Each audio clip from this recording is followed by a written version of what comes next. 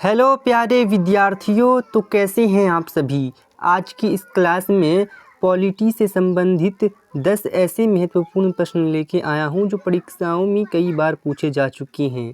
तो बिना देरी किए हुए प्रश्न संख्या 1 से शुरू करते हैं। प्रश्न संख्या 1 है, राज्य में मंत्रियों की परिषद का प्रमुख कौन होता है। राज्य में मंत्रियों की परिषद का प्रमुख कौन होता है। तो प्यारे विद्यार्थियों, इस प्रश्न का सही उत्तर क्या हो जाएगा। विकल्प है राज्य का राज्यपाल, भारत के राष्ट्रपति, राज्य के मुख्यमंत्री, राज्य विधानसभा के अध्यक्ष। तो प्यारे विद्यार्थियों, इस प्रश्न के सही उत्तर की बात करें तो इस प्रश्न का सही उत्तर हो जाएगा राज्य के मुख्यमंत्री, जो कि विकल्प सी में दिया गया है। प्रश्न संख्या 2 की ओर बढ़ते हैं। प्रश्न संख्या 2 है, भारत में संसद और राज्य विधानसभाओं के लिए चुनाव किस द्वारा करवाए जाते हैं। भारत में संसद और राज्य विधानसभाओं के लिए चुनाव किसके द्वारा करवाए जाते हैं। विकल्प है अध्यक्ष, राज्य चुनाव आयोग, राज्यपाल, भारत चुनाव आयोग। तो प्यारे विद्यार्थियों, इस प्रश्न का सही उत्तर हो जाएगा भारत चुनाव आयोग। विकल्प डी सही हो जाएगा इस प्रश्न का।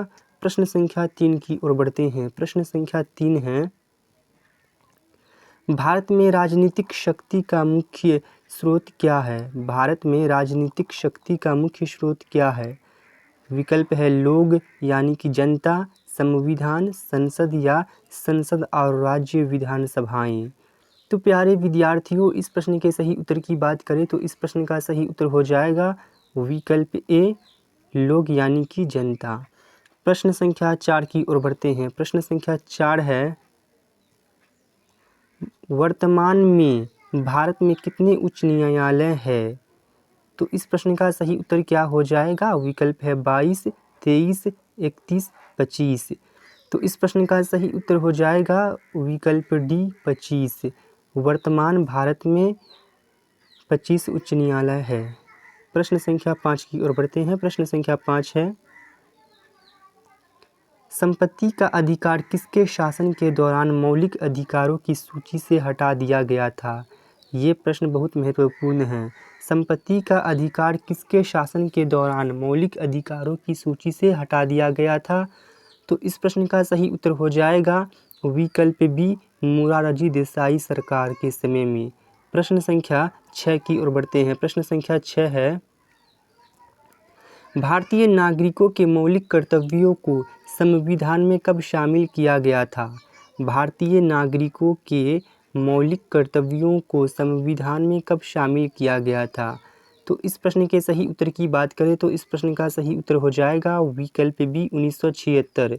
प्रश्न संख्या 7 की ओर बढ़ते हैं। प्रश्न संख्या 7 है, हमारे भारतीय संविधान में कितने मौलिक कर्तव्य हैं। हमारे भारतीय संविधान में कितने मौलिक कर्तव्य हैं। तो प्यारे विद्यार्थियों, इस प्रश्न का सही उत्तर हो जाएगा 11। विकल्प ए सही हो जाएगा इस प्रश्न का। प्रश्न संख्या 8 की ओर बढ़ते हैं। प्रश्न संख्या 8 है,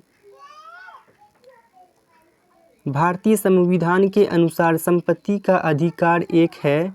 भारतीय संविधान के अनुसार संपत्ति का अधिकार एक है। मौलिक अधिकार, प्राकृतिक अधिकार, कानूनी अधिकार या नैतिक अधिकार।